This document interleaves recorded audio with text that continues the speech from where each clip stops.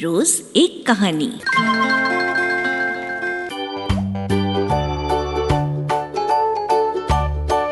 Tales of Panchatantra. Panchatantra की कहानियां। कहानी नंबर 60, समझदार लकड़हारा। किसी शहर में एक मूर्ख लकड़हारा रहता था। एक दिन जब वो खाना खा रहा था तो मक्खियां आ आकर उसे बहुत तंग करने लगीं। वो गुस्से से भर उठा और उसने कमर से पेटी खोलकर मक्खियों पर दे मारी। पेटी की चोट से कई मक्खियां मर गईं। 1, 2, 3 उसने गिना और खुशी से चिल्ला उठा, ओह, मैं कितना बहादुर हूं! एक ही चोट में 7 मक्खियां! मैं क्या नहीं कर सकता। अब वो कोई साहसपूर्ण कार्य करना चाहता था, इसलिए सबसे पहले उसने अपनी पेटी पर लिखा, एक चोट में 7। फिर वो घर से निकल पड़ा। रास्ते में उसने झाड़ी पर फंसी एक चिड़िया देखी। उसने चिड़िया को निकालकर जेब में डाल लिया और वो लकड़हारा आगे बढ़ गया। अभी वो थोड़ी ही दूर गया था कि उसे सामने से एक राक्षस आता दिखाई दिया। अब तो वो बहुत घबराया। डर से उसका खून सूखने लगा, परंतु उसने अपना डर राक्षस पर प्रकट नहीं किया। वो बहुत शांति से खड़ा रहा, जैसे कोई बात ही ना हुई हो। राक्षस ने लकड़हारे को देखा और पूछा, तुम कौन हो? यहां क्यों आए हो? लकड़हारे ने ऐसा प्रकट किया जैसे उसने उसकी बात ही न सुनी हो। इस पर राक्षस को क्रोध आ गया। वो कड़क कर लकड़हारे से बोला, भाग जाओ यहां से, नहीं तो मार डालूंगा। लकड़हारा बड़े इत्मीनान से बोला, क्यों? मैं क्यों भागूं? क्या तुम मुझसे अधिक बहादुर हो? तुम मुझसे लड़कर देख लो। राक्षस बड़े जोर से हंसा और बोला, तुम मुझसे लड़ोगे? क्यों मरना चाहते हो? भाग जाओ यहां से। मैं तुम जैसे छोटे आदमी से क्या लड़ूंगा? अगर तुम देखना चाहते हो कि कौन बहादुर है तो पत्थर फेंक कर देख लो।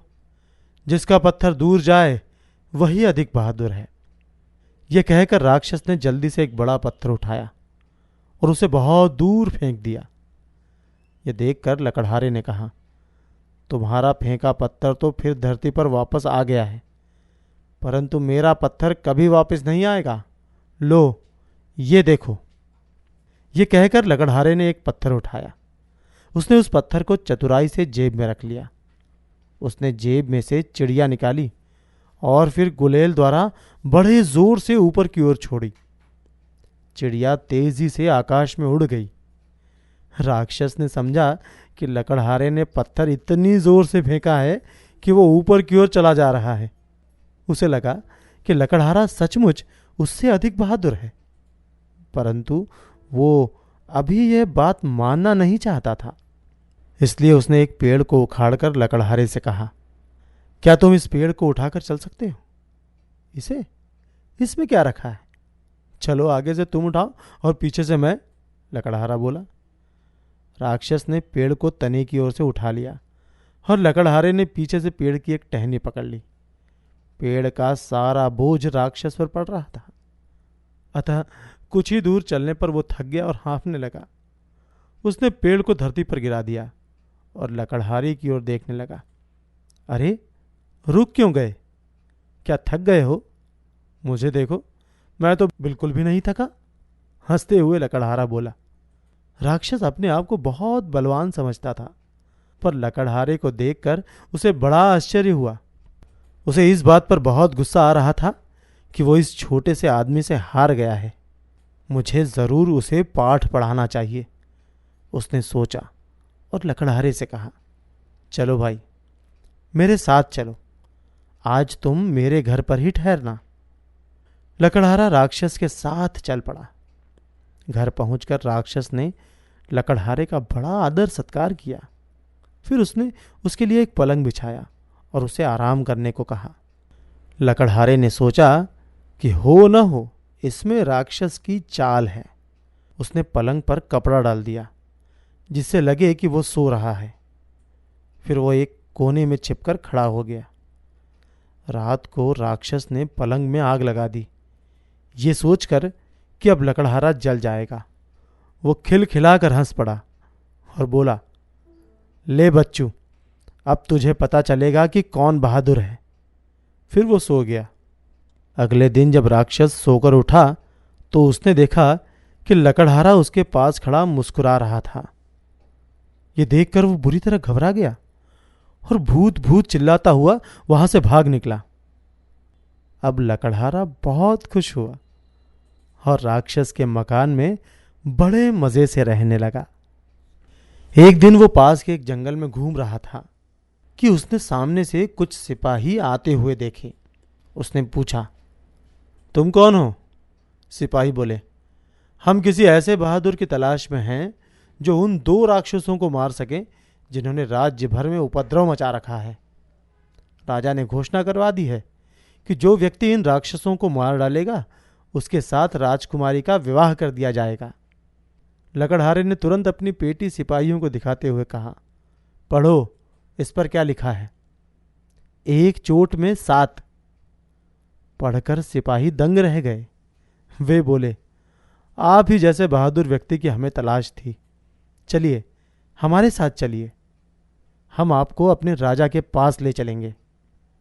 लकड़हारा सिपाहियों के साथ चल दिया।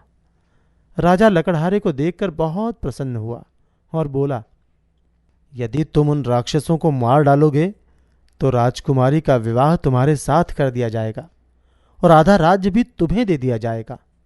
राजा को नमस्कार कर वो तुरंत जंगल की ओर चल पड़ा।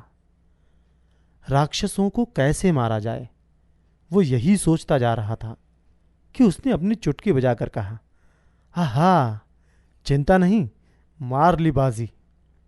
अब उसने अपनी जेब में कुछ पत्थर भर लिए और उस पेड़ पर चढ़कर बैठ गया जिसके नीचे वे दोनों राक्षस सो रहे थे।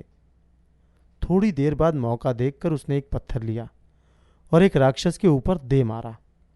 पत्थर लगते ही वो हड़बड़ा कर उठा और अपने साथी से बोला, क्यों तंग करते हो, सोने दो ना।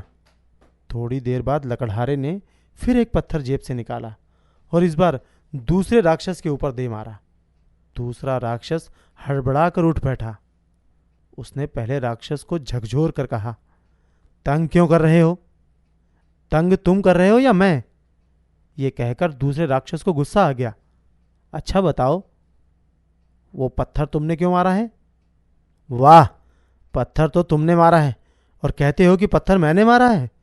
बातों ही बातों में बात बढ़ गई और दोनों एक दूसरे पर पत्थर बरसाने लगे। इस तरह लड़ते लड़ते दोनों लहूलुहान होकर गिर पड़े और मर गए। अब लकड़हारा पेड़ से नीचे उतरा। उसकी खुशी का ठिकाना न रहा। वो दौड़ता हुआ राजा के पास पहुंचा और बोला, महाराज की जय हो, मैंने उन दोनों राक्षसों को मार डाला है, और कोई सेवा बताइए। शाबाश, वो बोले, तुमने वाकई बहादुरी का काम किया है। अब हम राजकुमारी का विवाह तुम्हारे साथ करेंगे और अपना आधा राज्य भी तुम्हें सौंप देंगे।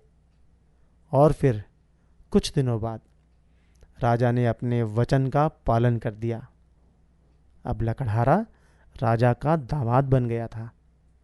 उसकी किस्मत जाग उठी थी।